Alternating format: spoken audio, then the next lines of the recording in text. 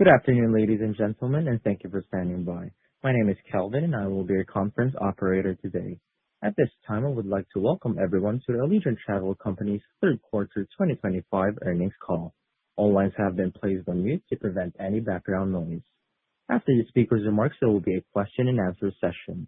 If you would like to ask a question during this time, simply press star followed by the number one on your telephone keypad. If you would like to withdraw your question, please press star one again. Thank you. I would now like to turn the call over to Sherry Wilson, Managing Director of Investor Relations. Please go ahead. Thank you, Kelvin. Welcome to the Allegiant Travel Company's third quarter 2025 earnings call. We will begin today's call with Greg Anderson, CEO, providing a high-level overview of the quarter along with an update on our business. Drew Wells, Chief Commercial Officer, will walk through demand commentary and revenue performance. And finally, Robert Neal, President and Chief Financial Officer, will speak to our financial results and outlook. Following commentary, we will open it up to questions.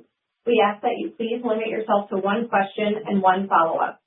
The company's comments today will contain forward-looking statements concerning our future performance and strategic plans. Various risk factors could cause the underlying assumptions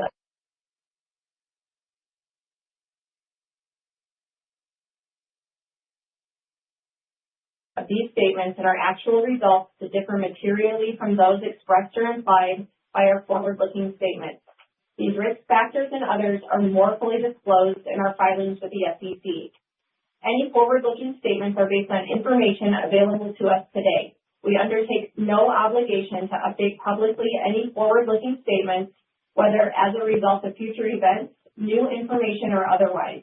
The company cautions investors not to place undue reliance on forward-looking statements, which may be based on assumptions and events that do not materialize. To view this earnings release as well as the rebroadcast of the call, feel free to visit the company's investor relations site at ir.allegiantair.com. And with that, I'll turn it to Greg. Sherry, thank you, and thank you everyone for joining us today. As I reflect back on the past year plus as CEO, I am proud of the great strides we have made to strengthen our core airline and our focus on making sure we return to our roots as a solid double-digit operating margin business. A hallmark of our success is that we are the leisure carrier of choice in the communities we serve by offering convenient nonstop flights at the lowest fares. That success is also because of Team Allegiant's dedication and execution that underscores our ability to provide consistent and reliable operations for our customers. Our performance is demonstrated by our industry-leading completion factor for July, a peak period that set a new monthly record for the number of customers flown. It is also reinforced by our Net Promoter Scores, which remain near all-time highs, reaffirming the loyalty of our customer base and the strength of our brand. I am particularly proud that we were recognized by USA Today's Reader's Choice Award for the Best Airline Credit Card for the 7th year in a row and Best Frequent Flyer Program for the 2nd consecutive year. We designed our programs to serve the needs of our leisure customers, which include high-value and frequent travelers. The success of our loyalty program and the fact that we are on pace to generate $135 million in remuneration from it this year underscores our relevancy in the markets we serve, and we see a lot of opportunities to enhance these programs to drive outsized growth in the years ahead. Turning to the third quarter, we saw steady improvement in the demand environment, allowing us to outperform our initial forecasts in both revenue and cost. As expected, we reported a modest operating loss in what is typically our weakest period of the year, but it was at the better end of our guidance range. So far this year, average daily peak utilization per aircraft is over 9 hours, near record 2019 levels, and we are delivering one of our best operational performances despite the higher levels of flying on these peak days. The fruit of our cost structure initiatives can be seen in our industry-leading CASM-ex, which is down 7% year-to-date. That reflects our efforts to remove structural costs and grow ASMs without adding aircraft or personnel. As discussed on prior calls, there are several continuing key initiatives driving financial performance improvement. By year-end, we anticipate having 16 MAX aircraft in service. Bringing on this new fleet type has been a long time coming, and its integration this year has gone very well. We are now on pace for the MAX fleet to comprise over 20% of our ASMs in 2026, and earn strong returns on the investments we have made in them over the past few years. The MAX fleet continues to perform nicely both operationally and financially and is much improved from our older Gen A320s. In addition, owning our aircraft rather than leasing gives us important flexibility to respond to dynamic market conditions. Our Allegiant Extra product is now available on 70% of our planes and is exceeding expectations in demand and customer satisfaction with positive benefits to TRASM and margins. We continue to modernize our technology. Now that our Navitaire system is post-implementation, we are turning our sights to other technology initiatives for improvement, such as website conversion, customer personalization, customer journey, and enhancing communication throughout all phases of travel. Additionally, we are investing in our technology stack to take advantage of the power of AI and optimize our infrastructure for faster interactions and data-driven decision-making. As we turn towards the remainder of 2025, we are seeing improvement in leisure demand, particularly around the holidays. We expect a fourth quarter operating margin in double digits and a full-year airline operating margin of approximately 7%. As a result, we raised our airline-only EPS guide to more than $4.35 per share for the full year 2025. And we are optimistic as we look forward to 2026. From an industry perspective, carriers are moderating their domestic capacity plans, and we are planning on flattish capacity next year as we drive a higher percentage of peak day flying and harness a full year of benefits from the initiatives I just mentioned.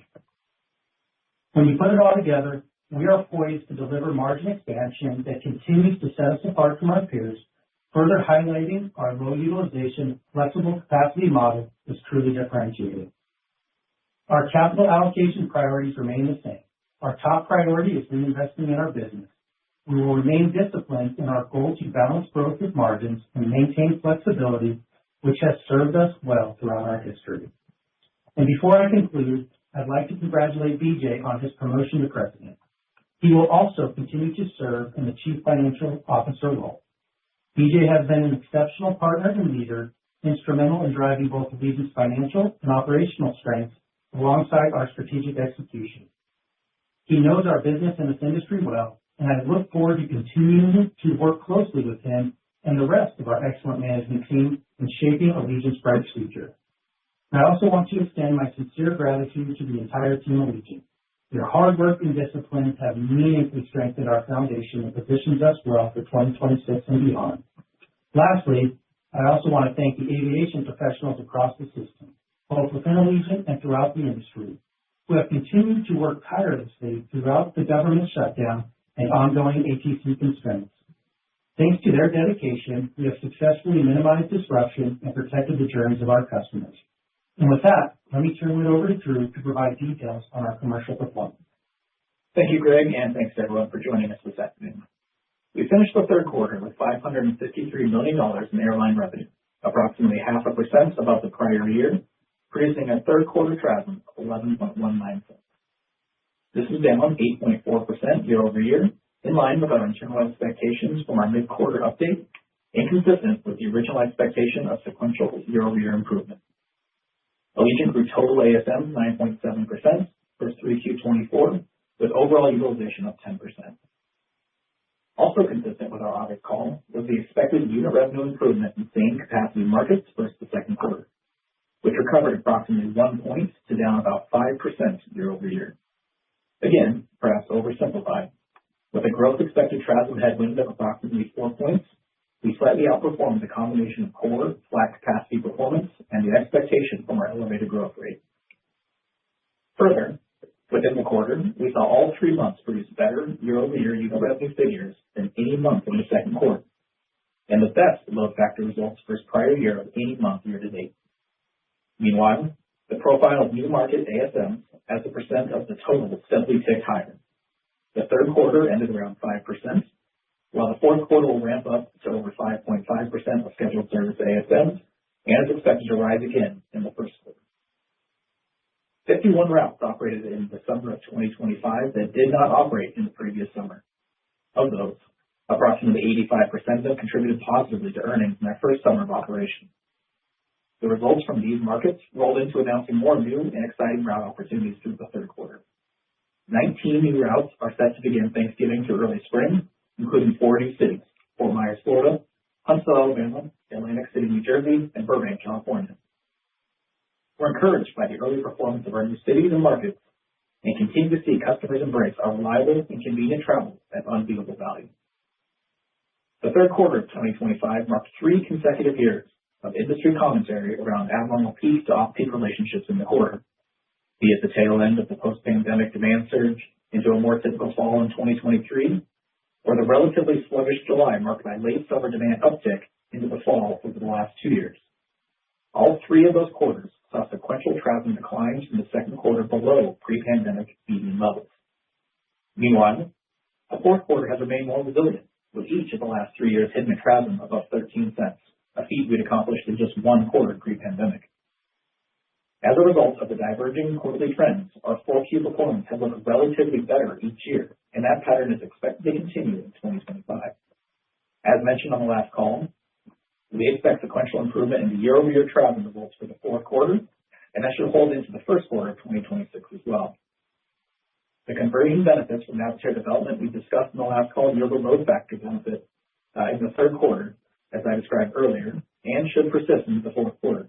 Despite a roughly 10% scheduled service ASM growth profile in 4Q25, we expect load factors to be flat to slightly up in the fourth quarter versus 4Q24. And while capacity for the quarter as a whole is expected to grow roughly 10%, much of that is due to the weather-impacted comparisons of October 2024. November and December 2025 expect combined to be approximately 6% higher year-over-year for scheduled service ASMs. Our peak Thanksgiving and Christmas week utilization profiles slightly higher than prior year and around all-time highs during the peak periods. We are incredibly encouraged by peak holiday demand profiling similar to last year as well. Our customer base remains well-positioned for leisure travel. Our network lends itself to a lower cost of living profile with median household income over $100,000. We continue to see demand trending closely to legacy commentary on main cabin performance, as well as continued opportunity with our Allegiant Extra Cabin, our award-winning Allegiant Always co-branded credit card and loyalty programs, and beyond. We've completed a multi-year journey retrofitting our Airbus aircraft with the Allegiant Extra layout. We continue to see results hold through the expanded offering and repurchase rates growing. Further, the results on the MAX aircraft are in line with the expectations set by current Airbus performance, and we should start to see efficiency benefits from the transition of our Fort Lauderdale base to solely MAX aircraft in the fourth quarter. Our formal review of the co-brand program is nearing an end. We expect to receive approximately $135 million of remuneration in full year 25, but as we've expected, given the time since program launch, we believe there will be meaningful opportunities for evolution and improvement. However, the review is the easy part, of course, and we will soon shift into execution mode, working through the negotiations, logistics, and bringing the plan to life. In the short term, we continue to test new acquisition tactics and offers. We realized mid-20% lift on new card acquisition in the months of September and October. As the multi-year core system transition moves into the rearview mirror, our foundation and technology can enable further commercial initiatives, and we're excited to bring the customer experience at a value into focus. Allegiant Extra, co-brand program updates, and other commercial developments allow us to better segment for a broad spectrum of customer preferences. And now, I'd like to hand it over to Robert Neal. Mr. President. Thanks, Drew. And good afternoon, everyone. I'll go ahead and walk through our results and provide an update on our outlook and financial position. As with prior calls, my comments today will reference results that have been adjusted to exclude special items unless otherwise noted. This afternoon, we reported a consolidated net loss of $37.7 million, or a loss of $2.09 per share. We had a net loss in the airline segment of $29.5 million, or a loss of $1.64 per share. Our airline segment generated a negative 3.1% operating margin, which was at the better end of our original guided range, as suggested in our August traffic release. The quarter came in ahead of our forecasts on both cost and revenue, while a reduced tax benefit brought EPS slightly below our September expectations. This was driven predominantly by a change in our estimated tax rate, which reflected an improved revenue outlook for the remainder of 2025. Notably, the sale of Sunseeker Resort closed on September 4th, marking a significant milestone for the company, supporting balance sheet improvement and driving better consolidated earnings. Airline EBITDA for the quarter was $41.5 million, giving us an EBITDA margin of 7.5%. Through the peak summer season, our team delivered operational excellence for our customers, which underpinned cost performance that continued to exceed our forecast. Third quarter non-fuel unit costs were down 4.7% year over year.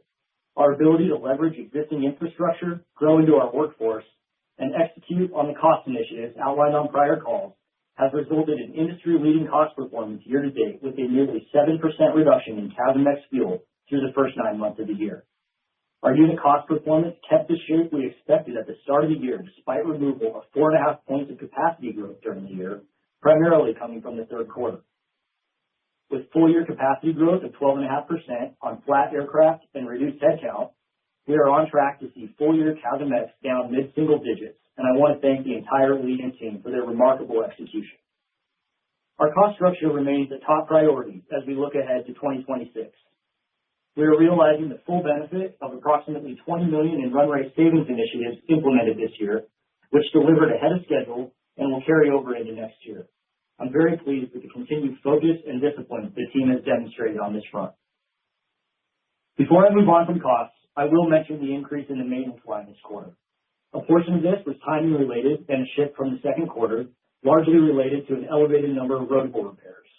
There was also some maintenance spend associated with aircraft lease returns and, to a lesser degree, some tariff costs on parts. Although this will continue for much of the fourth quarter, I view nearly all of this as transitory. Our unique, flexible capacity model is rooted in a strong balance sheet. We ended the quarter with total available liquidity of $1.2 billion, consisting of $991.2 million in cash and investments and $175 million in undrawn revolving credit facilities. Cash and investments sat at 40% of trailing 12-month revenue at quarter end.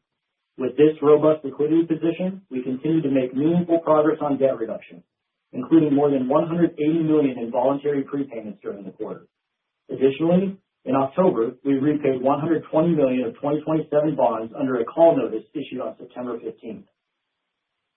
We expect total debt to decline a bit further by year end.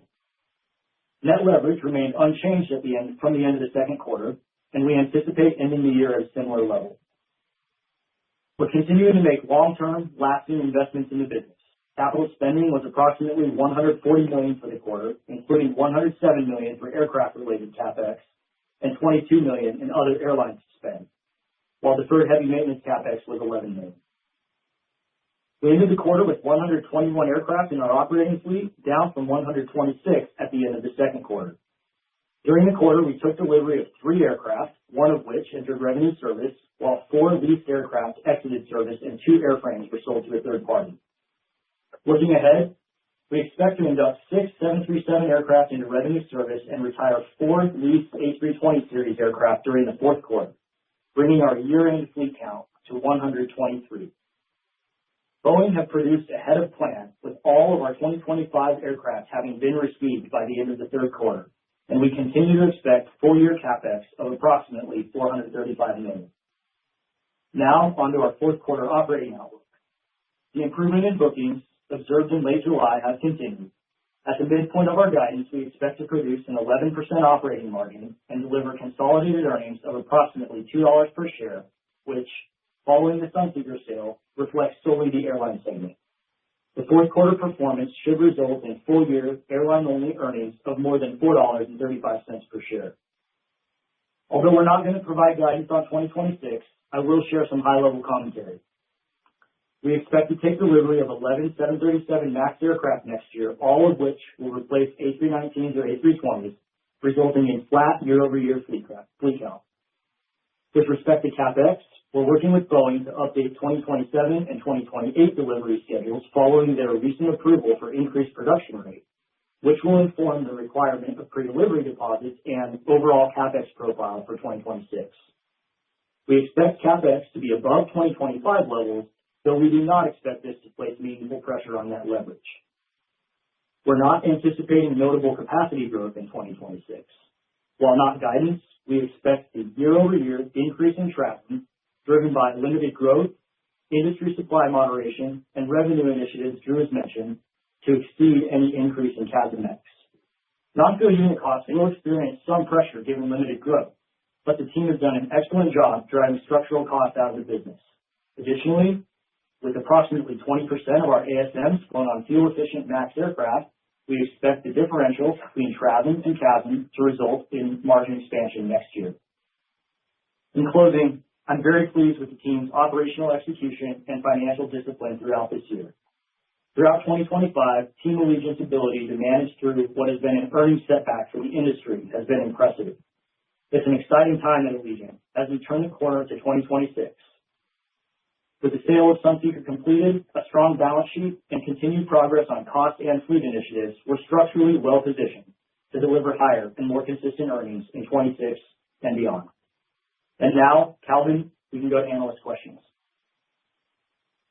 Thank you. Ladies and gentlemen, we will now begin the question and answer session. During the Q&A, we ask that you please limit your inputs to one question and one follow-up. I would like to remind everyone to ask a question, please press the star button followed by the number 1 on your telephone keypad. If you would like to withdraw your question, please press star 1 again. One moment, please, for your first question. Your first question comes from the line of Savi Syth of Raymond James. Please go ahead. Hey, good afternoon, and congrats, BJ, and maybe I'll give the first question to you as a result. You mentioned a little bit about, CapEx stepping up, but not, meaningfully impacting leverage. But could you talk a little bit more about how you're thinking about the balance sheet now that there's a little bit more kind of stability across kind of the operation and with Sunseeker out of the way, just how you're thinking about cash levels and leverage and just cash flow generation?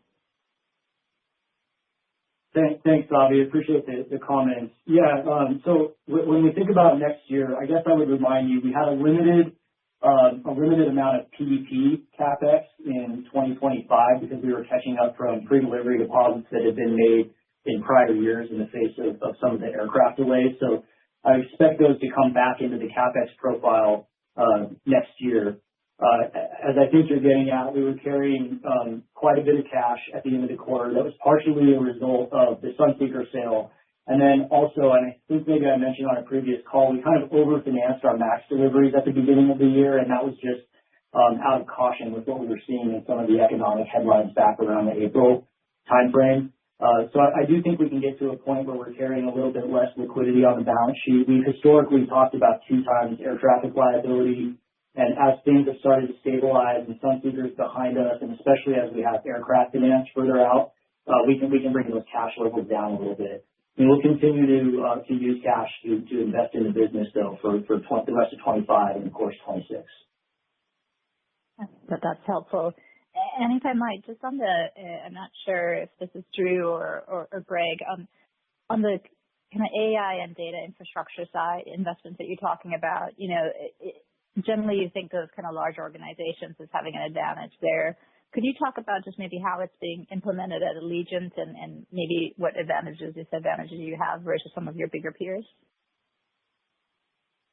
Sure. Let me kick it off, and Drew will add some color, I'm sure. But starting on the AI front, Savi, it's just as an organization, really proud in the way we're embracing AI to make our business better. We've been working over the past year or so on our structured and unstructured data to ensure that it's in the right place for advanced technology and deploying solutions here at HQ across the board, such as Copilot for our developers, GitHub, which is improving productivity. In that regard, we're reshaping functions and across the board, but in areas specifically like the call center or operations, where we're using AI and use cases to drive more efficiency, productivity, and we're just scratching the surface. One of the things, though, I think that's important is a lot of the changes that come from AI are through change management. And as an organization, we're building that muscle. And the reason we're feeling confident about kind of building that muscle and it's let's crawl before we walk before we run type attitude is because of the transformational technology stack that's in place now, which is best in class. And we've talked a lot about it, what the IT team has done over the past couple of years. They've definitely taken what the whole airline was built on proprietary software and moved it to state-of-the-art systems. We talked about Navitaire, SAP, Trax, and other systems. And so now that we have all those in place, we're really able to start harnessing and leveraging where that's at to be a little bit more nimble. And Drew's got a whole list of priorities and initiatives along with the rest of the team. But Drew, I kind of went off on it a little bit. Anything to add, though, from your perspective? No, I'll be fairly quick. On the AA front, there's wins to be had as it pertains to revenue modeling and how we think about offer management, as we think about right sizing the combination of air pricing and ancillary pricing, which has sort of been a major challenge to solve. There'll be some wins there. You're right, it's a small organization. We have to be a little bit more nimble. We won't get the benefits of scale that the larger ones will. That's not to say there's not wins here. I'm really bullish on what this could mean for 26 and beyond, where we're kind of in the development phase now. Thank you. Your next question comes from the line of Duane Pfennigwerth of Evercore ISI. Please go ahead. Hey, thank you. On the flattish 26 capacity outlook, how are you thinking about the shape of that by quarter, and specifically, how are you thinking about 1Q growth? And I don't know if it's too early, but could you characterize maybe the difference between the shape of off-peak versus the shape of peak within that flattish outlook? Sure, Dwayne. I'll give it a try here. So the shape will be kind of down low to mid single digits in each of the first couple of quarters, just following the shape of fleet. We'll be slightly down, but I guess more down on off-peak at that in the first quarter, while keeping relatively flat utilization through the March peaks in particular. With Easter pulling forward a little bit, you'll see April come down a bit more, but similar story in the second quarter as off-peaks will underweight relative to peak periods to form that. Back half of the year, kind of inverse, be up low to mid single digits to get back to that flattish outlook. And Dwayne, I'll just add to Drew's point there. There's going to be a higher percentage. We're planning on a higher percentage of peak capacity next year than say this year. That's helpful. And then I don't know if you're able to do it, but on the MAX, can you speak to how you were able to deploy those aircraft? What base limitations you may have had this year, and how those constraints ease up. I guess I'll stay with you, Drew. Maybe you could just speak to the types of routes the MAX had to fly this year versus the optimal routes you'd like them to fly on. Thank you. Yeah, so really from the time of the first delivery until kind of this week, next week, we've flown them very heavily on short-haul markets, trying to maximize the number of takeoffs and landings to help facilitate some of the transition training needs. We had to get pilots certified and ready to fly.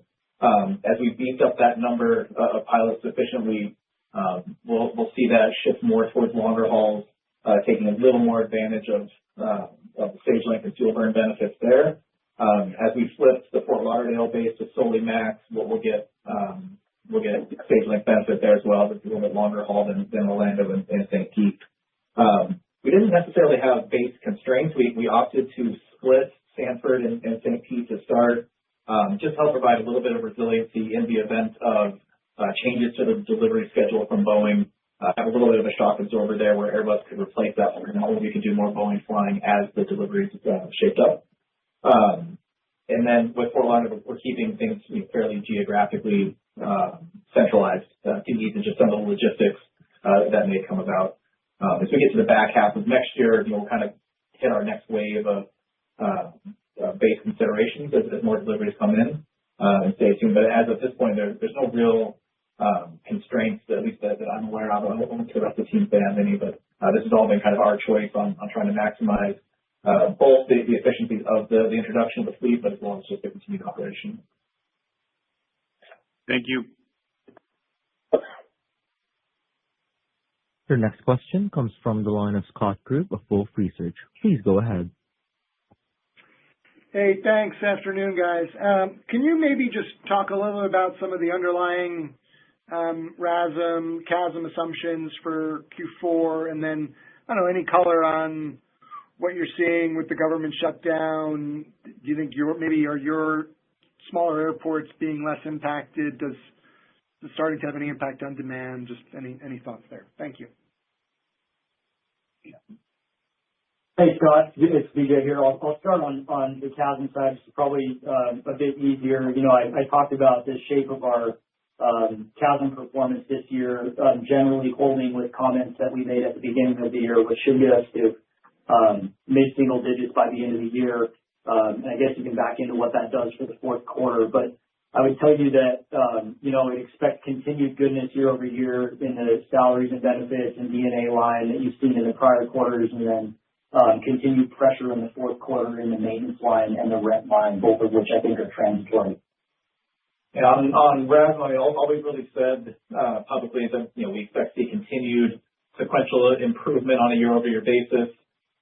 We know that kind of the implication here is we're pushing towards the extreme of the fourth quarter versus third quarter performance, but I tried to address that a little bit in the prepared remarks that it's as much a 3Q story as it is 4Q, as those are kind of diverging from just a customer base and demand base, it seems. On government shutdown, we haven't seen anything meaningful flow through bookings or demand at this point.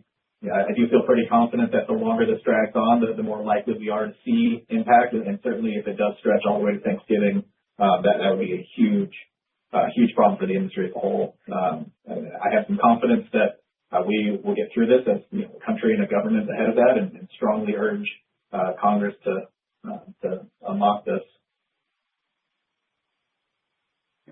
And then, your comments about TRASM exceeding CASM next year, I guess if you have any more color there, that'd be great. And then, as I think about what you were saying on one of the earlier questions, first half capacity is down a bit, so pressuring CASM a little bit. Do you think you see TRASM exceeding CASM all year, or should we think about that more as a back half TRASM exceeding CASM sort of comment? Hey, Scott, it's Greg. Maybe I'll start at a high level, and then Drew or BJ will add in some color, I'm sure.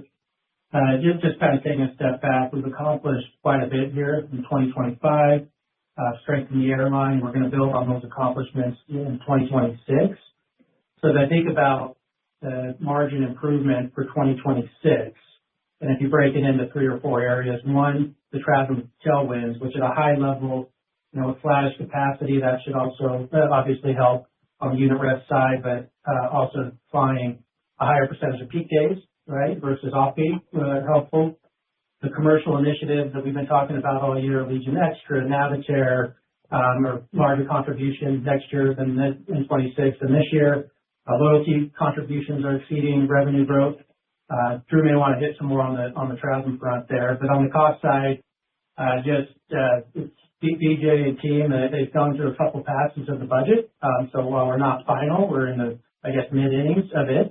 And I think the costs have come in to a point where it gives at least us confidence today in the area that we can control on the cost side, that we can keep those at a point of which, if all else being equal on the demand side or the revenue side, that we'd be able to see margin expansion. The MAX performance, we talked a lot about that. 20% of our ASMs next year will be flown on the MAX.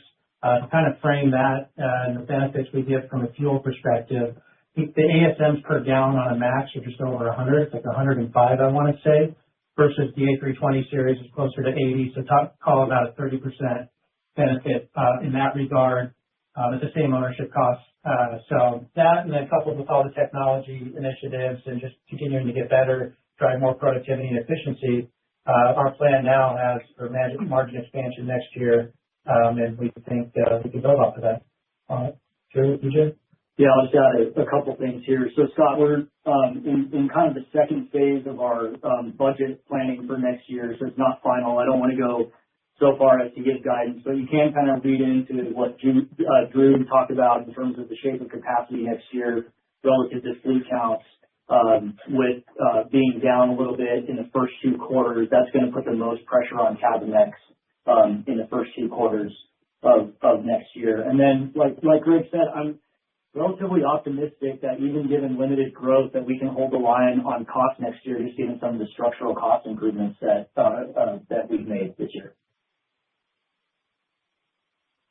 Thank you, guys. Appreciate it. Thanks, Scott. Your next question comes from the line of Ravi Shankar of Morgan Stanley. Please go ahead. Great. Thanks. Good afternoon, everyone. So it seems like it's clear coast ahead. Obviously, Sunseeker is behind you now. Margins are starting to improve. It feels like you're on a better path with stable capacity and the CASM relationship, everything else. So can we start to dream the dream about what normalized EPS looks like again? Obviously, coming out of the pandemic, it is a very different level than you guys are right now. How do you think about what that long-term trajectory looks like in that destination as well? Thanks, Ravi. Let me kick it off. Again, we're not going to guide 2026 or long-term EPS at this point, but our goal is to get back to solid double-digit operating margins, and that's what we're executing towards. We talked about the great work that's been performed by the team this year and harvesting all that work into 2026, and we expect margin expansion there. And all else being equal, I think in 2027 there's still more initiatives as we prioritize and continue to improve in different areas of the business. We think continue to expand into 2027. Drew and his team, I think, have done a really good job of kind of walking through a framework of our commercial strategy, and this is more tied to the longer term. I think improving margins or driving higher margins, and it's from continued loyalty enhancement to different products, non-ASM revenue, in different areas on that front. I think BJ and team on the cost side have done a terrific job. We're unique in the industry in the sense that we have high variable costs, low fixed costs, but it doesn't mean that fixed costs aren't material for us. And so when demand softened this year, by way of example, I think the team reacted quickly. We scaled back growth, but then we went in and took out some of the structural costs. And so I mentioned that because looking ahead towards 2026, 2027 and beyond, we're always going to take a hard look at our cost structure. We're going to continue to find ways to better optimize the business. I think the MAX fleet as well. If you think about 27, 28, the efficiencies we're seeing there, by the time we get to 2028, I expect 50% of our ASMs are flown by the MAX aircraft and driving a nice tailwind on the fuel side. So we talked about it. We teased it on the last earnings call. We probably think it's helpful at some point next year to have an investor day to really walk through some of these initiatives, the guardrails and what we think our objectives are and our opportunities are. But I think it's just a high level on the earnings call today where we sit. We feel confident that 2026 we can drive higher margins, all else being equal, in the demand and fuel backdrop, and we can continue to build on that momentum into 2027. Got it. Those are helpful building blocks. And maybe as a follow-up, can you just give us an update on the Vegas market and kind of what you're seeing there and remind us of seasonality there again? Also kind of easier comps next year. Kind of do you think that can bounce back from some of the headwinds earlier this year? Yeah, I think obviously Vegas still underperforms where we'd like it to be. It has definitely shown improvements over through the summer and through the fall. Maybe on the seasonality front, it's historically been a very unseasonal market. Pre-pandemic, it was very reliable year round. It definitely feels more seasonal today than it had, which is unfortunate given how much of a rock star it has been for so long. Seats are definitely coming out of the market. I think there's room for more improvement. I've seen more from the Vegas resorts in terms of innovative ways to recapture customers and recapture trips. So I think there's better times ahead for Vegas, but we're still kind of climbing out of the hole a bit. Great. Thank you. Your next question comes from the line of Michael Lindenberg of Deutsche Bank. Please go ahead. Hi there. This is Shannon Doherty on for Mike. For starters, congratulations on your promotion, BJ. This first question is probably not for you, but maybe to Drew. Can you guys speak to how your competitive landscape is evolving, moving into new cities like Atlantic City and Burbank? And I'd also be very interested to hear more about the 15% of new routes that you launched this summer that did not perform to expectations. What did you see there?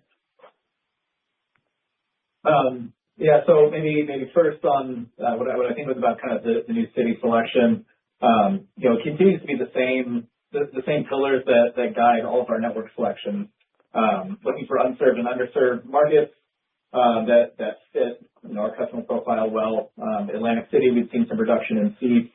It's a market an airport we've been talking to since 2017, 2018, and we felt like the time was right for us to move in there. On Burbank, and we talked at length about LAX, and the cost structure there was becoming a bit untenable for us, and so we kind of diversified our basin capacity between Burbank and FNA, where we've been in for a few years now. I think Burbank's going to be a great addition, so that's going to be helpful for us. On the competitive capacity front within those cities, obviously, there is some capacity on Atlantic City and on half of our Burbank selection. It's not something that we're running away from competitive capacity at any front. We're trying to do what's right for Allegiant, run our rates, and we've found success on some of these markets. And on the 15% where we weren't successful, we'll take a look at each of those. It's the first year. It may or may not be meeting expectation, but there should be some level of maturity and run rate associated with those. And for those we don't see a future, they'll come out. We won't operate them next year. It's kind of that simple. We've got a long runway of new opportunities. So I have no issue cutting bait on some of those and finding something new. Shannon, it's Greg. I just want to add to Drew's commentary there that for serving the domestic leisure space, our low utilization tactical capacity model works well. I was interested. I thought Drew provided an interesting comment in his opening remarks. I paraphrased, but it's just along the line of the resilience of our leisure customers who they represent all facets of the economy. They like to travel, and they have the means to do so. And what he and his team are doing is continuing to find those markets that are low fares and convenient nonstop service. It's a strong value proposition. That's great. And maybe just bigger picture, right? Is the demand that you're seeing today supportive of higher growth in the peak periods than flattish like you're expecting next year? I guess I'm just trying to figure out how constrained you are from a utilization perspective.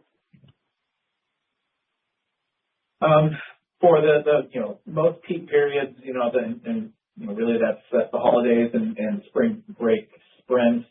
We're maybe not 100% at our max utilization, but we're pretty close. We're pushing as hard as we've ever pushed through the holiday period. I think we have just a little bit of slack in March.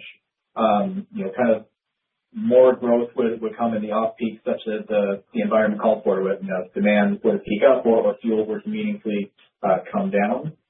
Can find a little bit more in there. I think as we get toward the summertime and that schedule comes out as out now, will be in the overall public things in the coming weeks. You'll see a little bit more slack that we can add into on that front.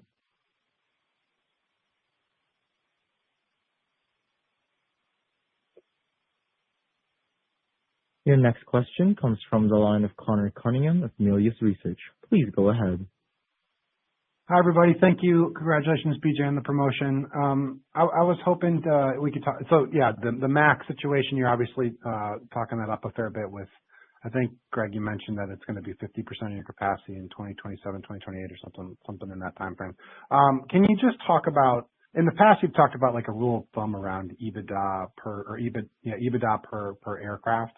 And I would just think that the MAX EBITDA contribution is way higher than the current A320 fleet. So just any like high level thoughts around that? I think you mentioned 30% fuel efficiencies, but is there anything else that's within it that could be helpful in building that type of thought process? Thanks.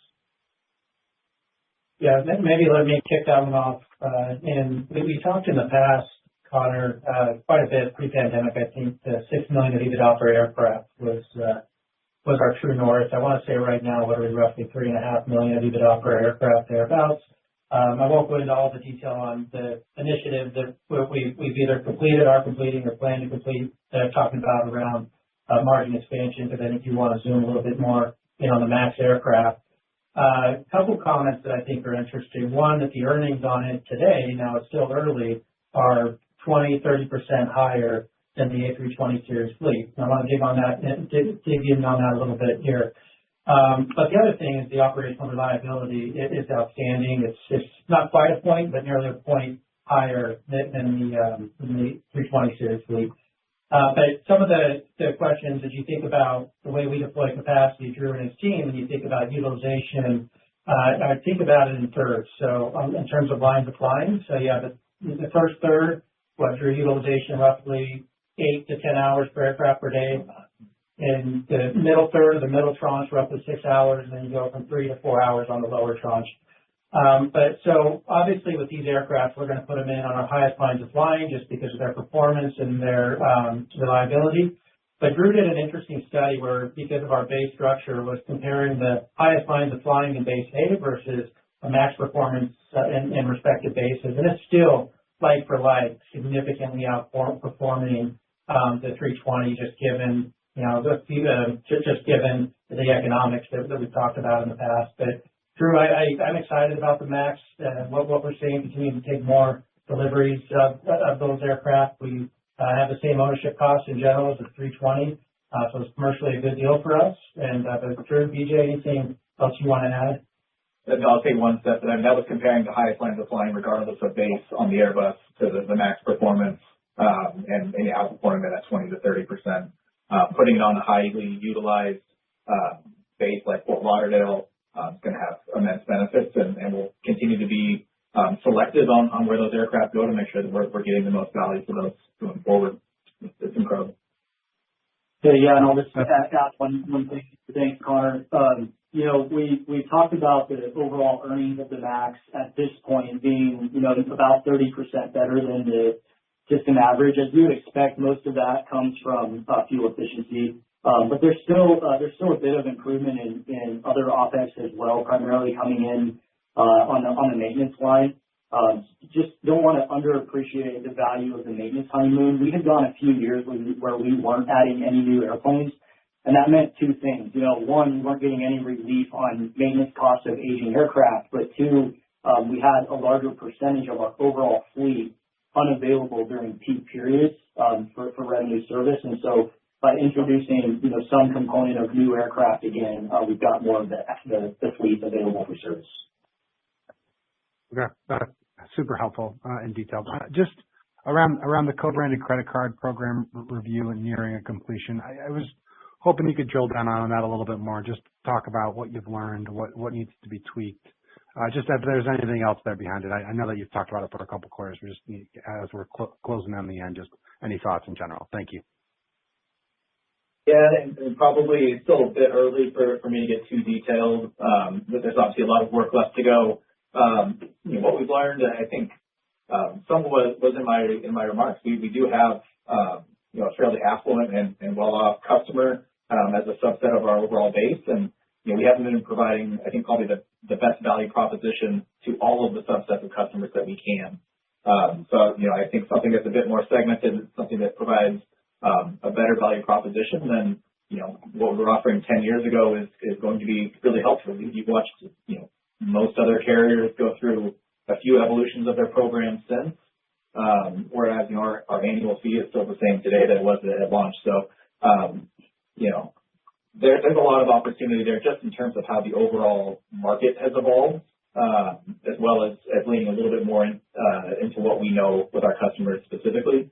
One area that's pretty obvious and something that's I've heard mentioned elsewhere, we weren't giving our customers a great reason to spend on our card, right? It's great when you're interacting with Allegiant specifically, but how do we broaden that to be a bit more relevant more often? And I think that's been pretty low-hanging fruit to drive very scalable and efficient volume in terms of contribution to us. Great. Thank you. Thanks, Connor. Your next question comes from the line of Dan McKenzie of Seaport Global. Please go ahead. Oh, hey, good afternoon. Thanks. BJ, congrats on the promotion here. So, I know you guys are guiding to flat capacity in 2026, but probably, the biggest change over the past quarter is just Spirit, filing for Chapter 11 and downsizing. And I know that your overlap with them is very de minimis, I think 2.5% or something like that. But I guess the question really is Spirit's downsizing causing you to, rethink the network composition? So, have you picked up more gates either at Fort Lauderdale or elsewhere, or just kind of thinking about the percent of flying that you have either in the West Coast versus into the state of Florida? Yeah, we haven't seen kind of those direct benefits to date. Unsure if we will. I think there's still a lot of support for Spirit maintaining a fairly large Fort Lauderdale presence. We've certainly seen some pull down of capacity out of there. We're very excited about Fort Lauderdale. We obviously we're putting our MAX aircraft there, trying to grow capacity where we can. So we're very interested, but I don't know that they're pointing to a lot of direct benefit yet. We'll remain opportunistic and mindful of what happens, but maybe not as much to point to directly in. Yep, understood. Okay. And then, CapEx above 2025 in 2026, but not meaningful pressure on leverage, to go back to the script. I'm just wondering if you can provide a little bit more perspective on that. Are you, planning to pay cash for some of the aircraft next year, or, how should we think about, the decision to lease versus to purchase? And, how do we think about, year-end leverage at 2026 versus 2025? Thanks, Dan. Yeah, I'll give it a shot here. So when I think about next year, I kind of mentioned in response to Savi's questions, some of the CapEx, lift, if you want to think of it that way, next year is really going to be driven by PDPs, and those will come due throughout the year. Our aircraft delivery schedule is back half weighted, and so with the way the business produces cash in the first quarter, certainly we could pay cash for the amount due to Boeing at delivery for our airplanes, probably for the first half of the year. That said, we'll be opportunistic and keep our ear to the ground on the markets to look for the most attractive way to finance those airplanes. I would tell you, and we've spent a lot of time on this year, I would tell you that we expect to continue owning airplanes, and that's why we try to grow at the pace that the balance sheet allows for.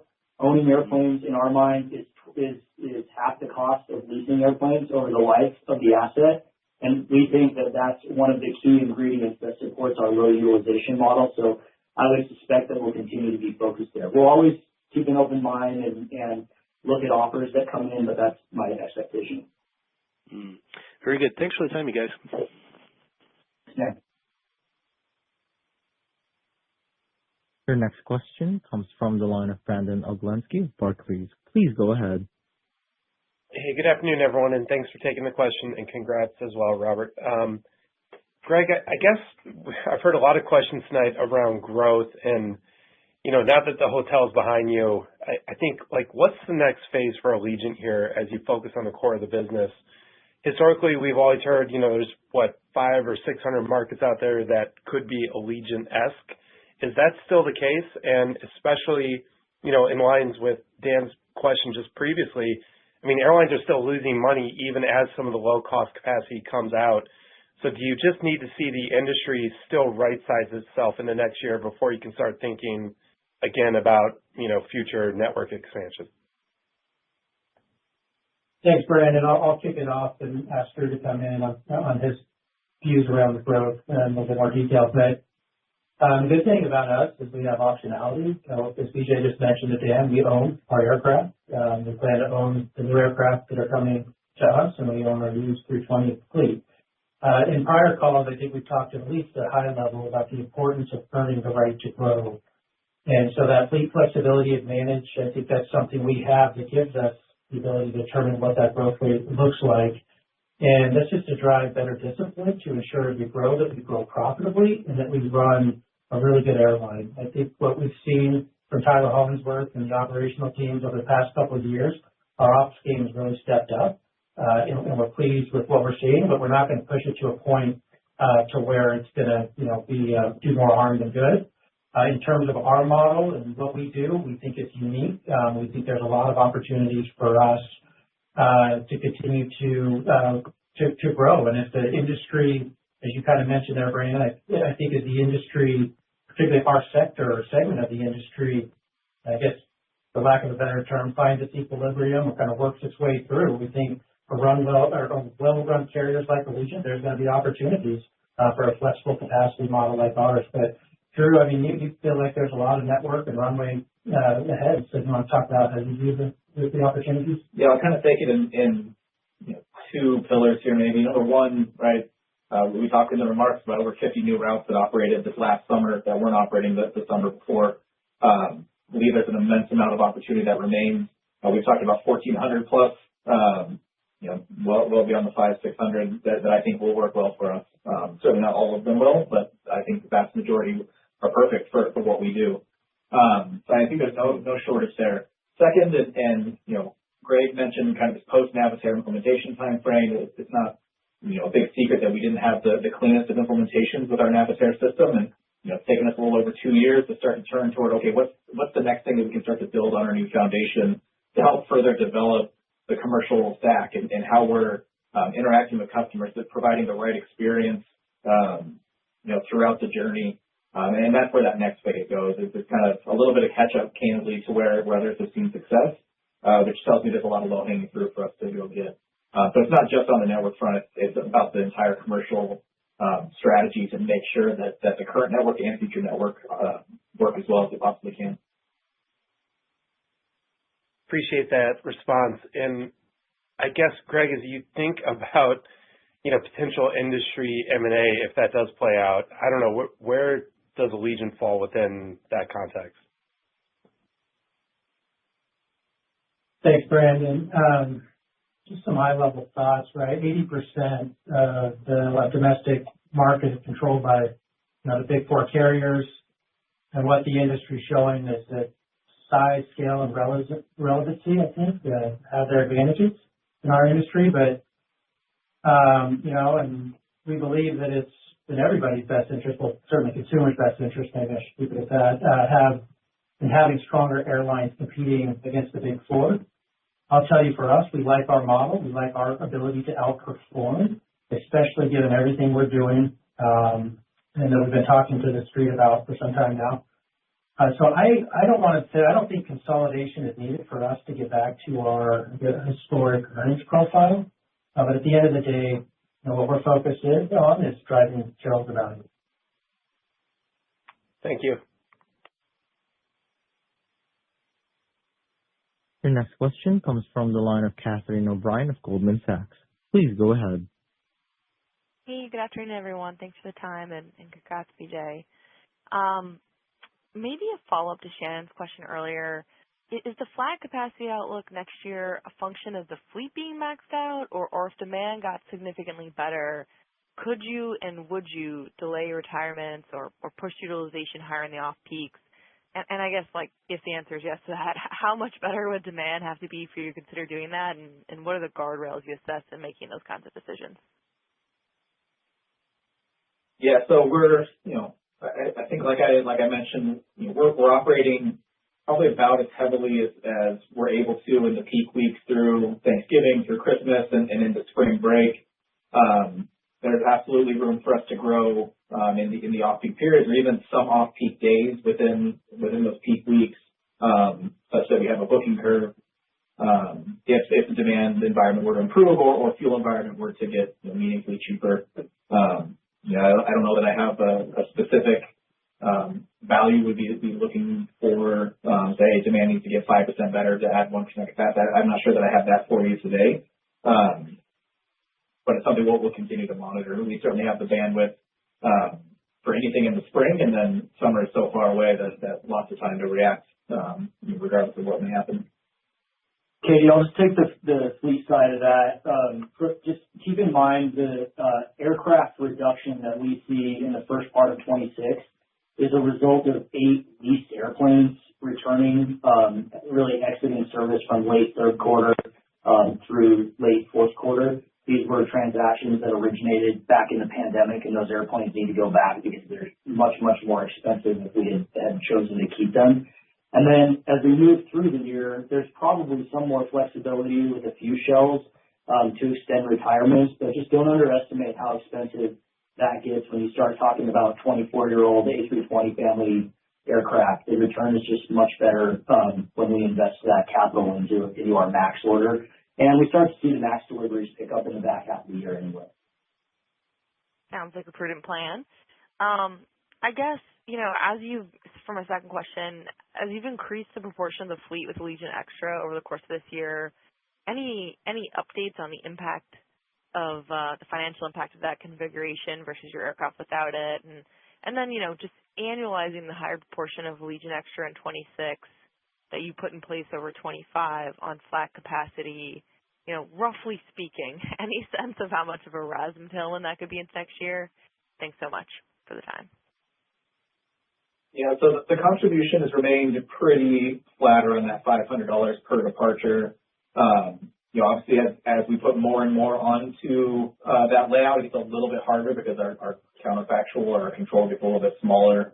So that remeasuring gets a little more challenging moving forward. I feel good about the 500. From a full year basis, I think we'll be something around 10 points of departures incremental on a full year basis. So you can think about the 500 per departure across roughly 10% more flights, or 10 points of distribution, I should say. Great, thank you. Your next question comes from the line of Atul Maheswari of UBS. Please go ahead. Good afternoon. Thanks a lot for taking my question, and congrats on your promotion, BJ. I had a question on the fourth quarter of RASMs. Last year's fourth quarter was really a tale of two halves for the industry, and I also think for Allegiant as well. First half was difficult last year with the elections and some weather, and then the back half of fourth quarter, especially December last year, was very strong. That would create pretty lumpy year-over-year compares for you for this fourth quarter. The question really is, does your guidance assume some slowing in RASM over December as you lap difficult compares, or are you simply expecting current booked yields for the fourth quarter to persist for the rest of the quarter that's unbooked?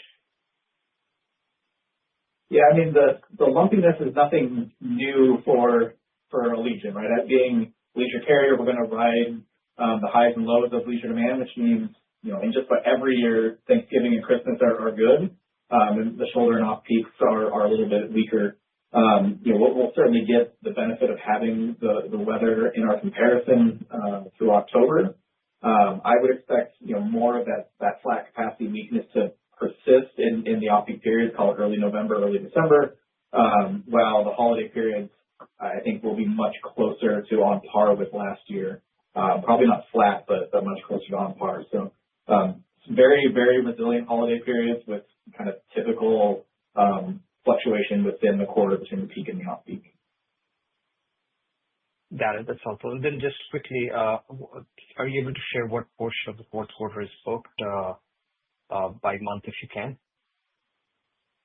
The portion books, I can talk to the quarter maybe. We have about 75% of the fourth quarter booked at this point.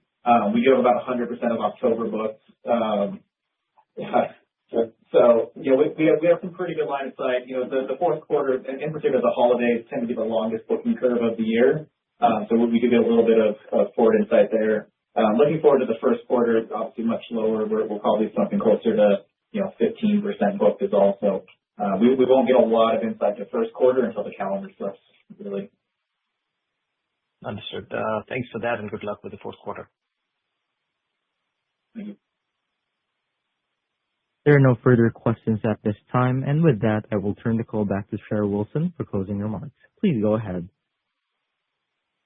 Thank you all for joining the call. We'll chat again next quarter. Ladies and gentlemen, this concludes today's call. Thank you for participating. You may now disconnect.